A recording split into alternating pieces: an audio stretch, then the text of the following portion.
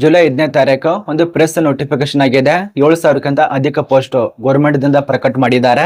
ಒಂದಲ್ಲ, ಎರಡಲ್ಲ, ಮೂರಲ್ಲ, 4 ಇಲಾಖೆ ಬಗ್ಗೆ ಮಾಹಿತಿ ಇದೆ. ಆ ಒಂದು 4 ಇಲಾಖೆ ಹೆಸರು ನೋಡಿ ಅಧಿಕೃತವಾಗಿ ನೋಟಿಸ್ ಪ್ರಕಟ ಮಾಡಿದ್ದಾರೆ. ಅದ ನಂತರ ತೋರಿಸ್ತೇನೆ. ಮತ್ತೆ ಆ ಒಂದು ಇಲಾಖೆಯಲ್ಲಿ ಯಾವ್ಯಾವ ಪೋಸ್ಟ್ಗಳು ನೇಮಕಾತಿ ಆಗ್ತಾ ಇದೆ ಅದು ಕೂಡ ತೋರಿಸ್ತೇನೆ. ಇಲ್ಲಿ ಮೊದಲನೇದಾಗಿ ತಿದ್ದುಪಡಿ ಸೇವೆಗಳ ಇಲಾಖೆಯಲ್ಲಿ ಖಾಲಿರುವಂತಹ ಪೋಸ್ಟ್, ವಿಶೇಷ ರಕ್ಷಣಾ ಪಡೆಯಲ್ಲಿ ಖಾಲಿರುವಂತಹ ಪೋಸ್ಟ್, ಪೊಲೀಸ್ ಇಲಾಖೆಯಲ್ಲಿ ಕರೆದಿರುವಂತಹ ಪೋಸ್ಟ್, ಅಗ್ನಿಶಾಮಕ ತುರ್ತು ನಾಗರಿಕ ರಕ್ಷಣಾ ಇಲಾಖೆಯಲ್ಲಿ ಕರೆಯುತ್ತಿರುವಂತಹ ಪೋಸ್ಟ್, ಕಾರ್ಯಗ್ರಹ ತಿದ್ದುಪಡಿ ಸೇವೆಗಳ ಇಲಾಖೆ. ಇದು ಮತ್ತು ಇದು ಎರಡು ಒಂದೇ. ಈ ಒಂದು ಇಲಾಖೆಯಲ್ಲಿ ಖಾಲಿರುವಂತಹ ಪೋಸ್ಟ್ 7,000ಕ್ಕಿಂತ ಅಧಿಕ ಪೋಸ್ಟ್. ಯಾವ್ಯಾವ ಒಂದು ಇಲಾಖೆಯಲ್ಲಿ ಎಷ್ಟೆಷ್ಟು ಪೋಸ್ಟ್ ಇದಾವೆ ಮತ್ತು ಯಾವ ಪೋಸ್ಟ್ ಇದಾವೆ ಅದ್ರ ಬಗ್ಗೆ ನೋಡಿ. ಮೊದಲನೇದಾಗಿ ಪೊಲೀಸ್ ಇಲಾಖೆ. ಈ ಒಂದು ಪೊಲೀಸ್ ಇಲಾಖೆಯಲ್ಲಿ ಸಬ್ ಇನ್ಸ್ಪೆಕ್ಟರ್ ಸಿವಿಲ್ದಲ್ಲಿ ಅದು ಮುಂದ್ಗಡೆ ಎಷ್ಟೆಷ್ಟು ಪೋಸ್ಟ್ ಖಾಲಿ ಇದಾವೆ ಹೇಳ್ತೇನೆ. ಈಗ ಯಾವ ಒಂದು ಇಲಾಖೆಯಲ್ಲಿ ಯಾವ ಪೋಸ್ಟ್ ಇದಾವೆ. ಪೊಲೀಸ್ ಇಲಾಖೆಯಲ್ಲಿ sub inspector, reserve sub inspector, ಮೀಸಲು ಸಬ್ ಇನ್ಸ್ಪೆಕ್ಟರ್, ಅದೇ ರೀತಿಯಾಗಿ ಸಹಾಯಕ ಸಬ್ ಇನ್ಸ್ಪೆಕ್ಟರ್ ASI ಅಂತೇಳಿ, ಮತ್ತು ಕಾನಿಸ್ಟೇಬಲ್ ಮತ್ತು ಹೆಡ್ ಕಾನಿಸ್ಟೇಬಲ್. ಈ ಒಂದು ಪೊಲೀಸ್ ಇಲಾಖೆಯಲ್ಲಿ ಡ್ರೈವರ್ ಪೋಸ್ಟ್. ಈ ರೀತಿಯಾಗಿ ಪೋಸ್ಟ್ಗಳು ಖಾಲಿ ಇರತ್ತೆ. ಯಾವೊಂದು ಇಲಾಖೆ? ಪೊಲೀಸ್ ಇಲಾಖೆ. ಇದು ಮೊದಲನೇ ಇಲಾಖೆ ಬಗ್ಗೆ ಮಾಹಿತಿ ಆಯ್ತು. ಇನ್ನು ಎರಡನೇ ಇಲಾಖೆ ಅಗ್ನಿ ವಿಪತ್ತು ಮತ್ತು ತುರ್ತು ನಾಗರಿಕ ರಕ್ಷಣಾ ಇಲಾಖೆಯಲ್ಲಿ ಅಂದ್ರೆ ಅಗ್ನಿಶಾಮಕ ಇಲಾಖೆಯಲ್ಲಿ. ಇದರಲ್ಲಿ ಖಾಲಿರುವಂತ ಪೋಸ್ಟ್ ಎರಡು ಪ್ರಕಾರ ಇರತ್ತೆ. ಒಂದು ಠಾಣಾಧಿಕಾರಿ, ಅಗ್ನಿಶಾಮಕ ಠಾಣಾಧಿಕಾರಿ, ಇನ್ನೊಂದು ಅಗ್ನಿಶಾಮಕ ದಳ ಅಂತ ಹೇಳಿ. ಈ ಒಂದು ಅಗ್ನಿಶಾಮಕ ಠಾಣಾಧಿಕಾರಿ, ಅಗ್ನಿಶಾಮಕ ದಳ ಎರಡು ಪ್ರಕಾರ ಪೋಸ್ಟ್ ಇರತ್ತೆ. ಎರಡನೇ ಇಲಾಖೆ ಬಗ್ಗೆ ಮಾಹಿತಿ ಗೊತ್ತಾಯ್ತು. ಇನ್ನು ಮೂರನೇ ಇಲಾಖೆ, ಇದೊಂದು ಅರ್ಥ ಮಾಡ್ಕೊಳ್ಳಿ. ಕಾರ್ಯಗೃಹ ಮತ್ತು ತಿದ್ದುಪಡಿ ಸೇವೆಗಳ ಇಲಾಖೆಯಲ್ಲಿ ಪೋಸ್ಟ್ ನೋಡಿ. ಉಪ ಜೈಲರು ಪುರುಷರಿಗೆ ಮಹಿಳೆಯರಿಗೆ ಖಾಲಿ ಇರತ್ತೆ. ಅದೇ ರೀತಿಯಾಗಿ ವಾರ್ಡನು ಮಹಿಳೆಯರಿಗೆ ಪುರುಷರು ಖಾಲಿ ಇರತ್ತೆ. ಯಾರು ಜೈಲರ್ ಆಗ್ಬೇಕಂತ ಇದ್ದೀರಾ ಈ ಒಂದು ಕಾರ್ಯಗೃಹ ಇಲಾಖೆಯಲ್ಲಿ ಮಹಿಳೆಯರಿಗೆ ಅವಕಾಶ ಇರತ್ತೆ, ಪುರುಷರಿಗೆ ಅವಕಾಶ ಇರತ್ತೆ. ಮತ್ತು ವಾರ್ಡನು ಎರಡು ಪ್ರಕಾರ ಪೋಸ್ಟ್ ಇದಾವೆ. ಇದು ಮೂರನೇ ಇಲಾಖೆ. ಇನ್ನು ನಾಲ್ಕನೇ ಇಲಾಖೆ ವಿಶೇಷ ರಕ್ಷಣಾ ಪಡೆಯಲ್ಲಿ ಕಾನಿಸ್ಟೇಬಲ್ ಮತ್ತು ಸಬ್ ಇನ್ಸ್ಪೆಕ್ಟರ್. ಈ ರೀತಿಯಾಗಿ 4 ಇಲಾಖೆಯಲ್ಲಿ ಕರಿತಿರುವಂತ ಪೋಸ್ಟ್ ಬಗ್ಗೆ ಮಾಹಿತಿ. ಇನ್ನು ಇದ್ರ ಬಗ್ಗೆ ಅಧಿಕೃತವಾಗಿ ನೋಟಿಸ್ ಅನ್ನ ನಾನು ನಿಮ್ಮ ಮುಂದೆ ಓಪನ್ ಮಾಡ್ತೇನೆ ನೋಡಿ. ಇಲ್ಲಿ ನೋಡಿ,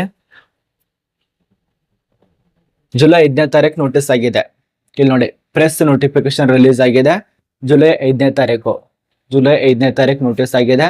ಮತ್ತೆ ಈಗ ನಾನೇನ್ ತಿಳಿಸ್ಕೊಟ್ಟೇನಲ್ಲ ಆ ಒಂದು ಪೋಸ್ಟ್ಗಳ ಹೆಸರು ಮತ್ತೆ ಇಲಾಖೆ ಹೆಸರು ಮತ್ತೆ ಎಲ್ಲೆಲ್ಲಿ ಪೋಸ್ಟ್ ಎಷ್ಟೆಷ್ಟು ಇದಾವೆ ಅವೆಲ್ಲ ಡೀಟೇಲ್ಸ್ ಕೊಟ್ಟಿದ್ದಾರೆ. ಇಲ್ಲಿ ನೋಡಿ, ವೇಕೆನ್ಸಿಗಳ details, sub inspector civil, reserve sub inspector, ASI ಇವೆಲ್ಲ ಪೋಸ್ಟ್ಗಳು ಡೀಟೇಲ್ಸ್ ಆಗಿರತ್ತೆ. ಪೊಲೀಸ್ ಕಾನ್ಸ್ಟೇಬಲ್ ನಾನೇನ್ ತಿಳಿಸ್ಕೊಟ್ಟೇನಲ್ಲ ಅದೇ ಇದು. ಟೋಟಲ್ ಆಗಿ ಎಷ್ಟು ಪೋಸ್ಟ್ ಇದಾವಪ್ಪ ಅಂದ್ರೆ ಈ 4 ಇಲಾಖೆ ಟೋಟಲ್ ಆಗಿ ಎಷ್ಟು ಕರಿತಿದಾರಪ್ಪ ಅಂದ್ರೆ 7,437 ಪೋಸ್ಟ್. 7,437 ಪೋಸ್ಟ್ 5ನೇ ತಾರೀಕು ಪತ್ರಿಕಾ ಪ್ರಕಟಣೆ ಒಂದು ಗೌರ್ಮೆಂಟ್ ಪ್ರಕಟವಾಗಿದೆ. ಇದೆಲ್ಲಿ ಕರಿತಿದ್ದಾರೆ, ಯಾವ ರೀತಿ ಕರಿತಿದ್ದಾರೆ, ಮತ್ತೆ ಯಾವ ಒಂದು ರಾಜ್ಯದಲ್ಲಿ ಕೆಲಸ ಇರತ್ತೆ, ಯಾರಿಗೆ ಅವಕಾಶ ಇರತ್ತೆ, ವಿದ್ಯಾರ್ಹತೆನಾಗಿರ್ಬೇಕು. ನಾನು ನಿಮ್ಗೆ ಬೇಸಿಕ್ ಆಗಿ ಸ್ವಲ್ಪ ಮಾಹಿತಿನ ತಿಳಿಸ್ಕೊಡ್ತೇನೆ. ನಿಮ್ ಟೈಮ್ ಕೂಡ ವೇಸ್ಟ್ ಮಾಡಲ್ಲ. ಇಲ್ಲಿ ನೋಡಿ, ಇದು ನೋಟಿಫಿಕೇಶನ್. ಇದು ನಿಮಗೆ ಗೊತ್ತಾಗ್ತಾ ಇದೆ. ನಾನು ಆಗಲೇ ತಿಳಿಸ್ಕೊಟ್ಟೇನಲ್ಲ ಇಲ್ಲಿ ಫೋರ್ಸಸ್ ಅಲ್ಲಿ ಖಾಲಿ ಇರುವಂತ ಪೋಸ್ಟ್ ಎಷ್ಟಿದೆ ನೋಡಿ. ವಿಶೇಷ ರಕ್ಷಣಾ ಪಡೆಯಲ್ಲಿ ಪೋಸ್ಟ್ ಸಬ್ ಇನ್ಸ್ಪೆಕ್ಟರ್ ಎಷ್ಟಿದಾವೆ? 44 ಪೋಸ್ಟ್. ಕಾನ್ಸ್ಟೇಬಲ್ ಹುದ್ದೆಗಳು 1,380 ಪೋಸ್ಟ್. ಟೋಟಲ್ ಆಗಿರೋದು 7,437 ಪೋಸ್ಟ್. ಅದೇ ರೀತಿಯಾಗಿ ಎರಡನೇ ಇಲಾಖೆ. ಈ ಒಂದು ಎರಡನೇ ಇಲಾಖೆ ಯಾವ್ದು ಹೇಳಿ? ಕಾರ್ಯಗೃಹ ಮತ್ತು ತಿದ್ದುಪಡಿ ಸೇವೆ ಅಂತ ಹೇಳಿ. ಈ ಒಂದು ಕಾರ್ಯಗೃಹ ಮತ್ತು ತಿದ್ದುಪಡಿ ಸೇವೆ ಇಲಾಖೆಯಲ್ಲಿ ಇಲ್ಲಿ ನೋಡಿ, ಜೈಲರ್ ಪೋಸ್ಟ್ ಮೇಲ್ ಅಭ್ಯರ್ಥಿಗಳಿಗೆ 14 ಇರತ್ತೆ. ಅದೇ ರೀತಿಯಾಗಿ ಜೈಲರು ವುಮನ್ ಅಭ್ಯರ್ಥಿಗಳಿಗೆ 1 ಪೋಸ್ಟ್. ವಾರ್ಡನ್ ಹುದ್ದೆಗಳು ಮೇಲ್ ಅಭ್ಯರ್ಥಿಗೆ 196, ವಾರ್ಡನ್ ಹುದ್ದೆಗಳು ಫಿಮೇಲ್ ಅಭ್ಯರ್ಥಿಗೆ 12. ಇದು ಕಾರ್ಯಗೃಹ ಸಂಸ್ಥೆಯಲ್ಲಿ ಖಾಲಿರುವಂತ ಪೋಸ್ಟ್. ಇದು ಅಗ್ನಿಶಾಮಕ ಎಮರ್ಜೆನ್ಸಿ ಸಿವಿಲ್ ಡಿಫೆನ್ಸ್ ಡಿಪಾರ್ಟ್ಮೆಂಟ್ ಅಂತ ಹೇಳಿ. ಇಲ್ಲಿ ಮೊದಲನೇದಾಗಿ ಸ್ಟೇಷನ್ ಫೈರ್ ಆಫೀಸರ್ ಅಂತ ಹೇಳಿ 37 ಅಂದ್ರೆ ಅಗ್ನಿಶಾಮಕ ಠಾಣಾಧಿಕಾರಿ. ಮತ್ತು ಫೈರ್ ಯಾವ್ದು? ಫೈರ್ ಫೈಟರ್, ಅಗ್ನಿಶಾಮಕ ದಳ. ಈ ಒಂದು ಫೈರ್ ಫೈಟರು 751 ಪೋಸ್ಟ್. ಇದು ಇಲಾಖೆ ಹೆಸರು, ಕೆಳಗಡೆ ಪೋಸ್ಟ್ ಹೆಸರು ಕೊಟ್ಟಿದ್ದಾರೆ. ಇನ್ನು ಪೊಲೀಸ್ ಇಲಾಖೆಯಲ್ಲಿ ಖಾಲಿ ಇರುವಂತ ಪೋಸ್ಟ್ ಇದು. ಇಲ್ಲಿ ನೋಡಿ, ಪೊಲೀಸ್ ಇಲಾಖೆಯಲ್ಲಿ ಖಾಲಿ ಇರುವಂತ ಪೋಸ್ಟ್ ಸಬ್ ಇನ್ಸ್ಪೆಕ್ಟರ್ ಸಿವಿಲ್, ಅದೇ ರೀತಿಯಾಗಿ AR ಮತ್ತು TG SP ಹಾಗೂ ಈ ಒಂದು reserve sub inspector, assistant sub inspector, police constable, head constable ಇವೆಲ್ಲ ಪೋಸ್ಟ್ಗಳು ನೇಮಕಾತಿ ಆಗ್ತಾ ಇದೆ. ಇನ್ನೂ ಅರ್ಜಿ ಪ್ರಾರಂಭ ಆಗಿಲ್ಲ, ಇದೊಂದು ಅರ್ಥ ಮಾಡ್ಕೊಳ್ಳಿ. ಈ ಒಂದು ನೋಟಿಸ್ ಆಗಿರೋದೇ 5ನೇ ತಾರೀಕು ನೋಡಿ, 5 ಜುಲೈ 2026ರಂದು ಒಂದು ನೋಟಿಸ್ ಆಗಿದೆ. ಇದೊಂದು ಅರ್ಥ ಮಾಡ್ಕೊಳ್ಳಿ. ಇದು ಎಲ್ಲಿ ಕರೀತಿದ್ದಾರೆ ಮತ್ತೆ ಯಾವ ರೀತಿಯಾಗಿ ಕರೀತಿದ್ದಾರೆ ಅದ್ರ ಬಗ್ಗೆ ಸ್ವಲ್ಪ ಮಾಹಿತಿ ನೋಡಿ.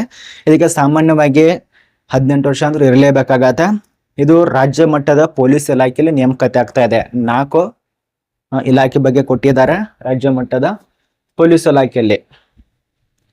ಸಾಮಾನ್ಯವಾಗಿ ನಿಮಗೆ ಏಜ್ ಲಿಮಿಟದಲ್ಲಿ 18 ವರ್ಷ ಆಗಿರಬೇಕು. 18ರಿಂದ 35 ಅಥವಾ 40 ವರ್ಷ ತನಕ ಅನುವಾಗತ್ತೆ. ಮತ್ತು ಆಯ್ಕೆ ಪ್ರಕಾರದಲ್ಲಿ ನಿಮಗೆ ಏನು ಮಾನದಂಡಗಳ ಪ್ರಕಾರ ಲಿಖಿತ ಪರೀಕ್ಷೆ, ವೈದ್ಯಕೀಯ ಪರೀಕ್ಷೆ, ಡಾಕ್ಯುಮೆಂಟ್ಸ್ ಪರಿಶೀಲನೆ ಇವೆಲ್ಲ ನಡೆಸ್ತಾರೆ. ಮತ್ತೆ ಎಲ್ಲಿ ಕರೆದಿದ್ದಾರೆ, ಇದು ತೆಲಂಗಾಣ ರಾಜ್ಯದಲ್ಲಿ ಕರೀತಿರುವಂತ ಪೋಸ್ಟ್. ಇನ್ನೂ ಅಪ್ಲಿಕೇಶನ್ ಸ್ಟಾರ್ಟ್ ಇಲ್ಲ, ಮುಂದ್ಗಡೆ ಕರೀತಿದ್ದಾರೆ. ಇದು ನೇರ ನೇಮಕಾತಿ ಮೂಲಕ ಆಯ್ಕೆ ಮಾಡ್ತಿದ್ದಾರೆ. ಇದೊಂದು ಶಾರ್ಟ್ ನೋಟಿಫಿಕೇಶನ್, ಅಧಿಕೃತವಾಗಿ ನೋಟಿಫಿಕೇಶನ್ ಇನ್ನೂ ಪ್ರಕಟ ಮಾಡಿಲ್ಲ, ಮುಂದುಗಡೆ ಪ್ರಕಟ ಮಾಡ್ತಾರೆ. ಈ ಒಂದು ನೋಟಿಸ್ ಇದೆಲ್ಲ ನಮ್ಮ ಟೆಲಿಗ್ರಾಮ್ ಗ್ರೂಪ್ದಲ್ಲಿ ಸಿಗತ್ತೆ, ಚೆಕ್ ಮಾಡ್ಕೊಳ್ಳಿ.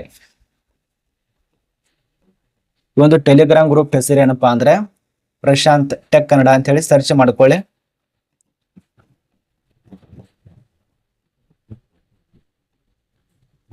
ಪ್ರಶಾಂತ್ ಟೆಕ್ ಕನ್ನಡ ಅಂತ ಹೇಳಿ ಟೆಲಿಗ್ರಾಮ್ ಗ್ರೂಪ್ ದಲ್ಲಿ ಸರ್ಚ್ ಮಾಡಿ ನಿಮ್ಗೆ ಡೈರೆಕ್ಟ್ ಆಗಿ ಗ್ರೂಪ್ ಸಿಗತ್ತೆ. ಚೆಕ್ ಮಾಡಕ್ ಹಬಾ ಸೆಷನ್ ಅಲ್ಲಿ ಕೂಡ ವಾಟ್ಸ್ಆಪ್ ಗ್ರೂಪ್ ಇದೆ, ಅಲ್ಲಿ ಕೂಡ ತಿಳ್ಕೊಳ್ಳಿ.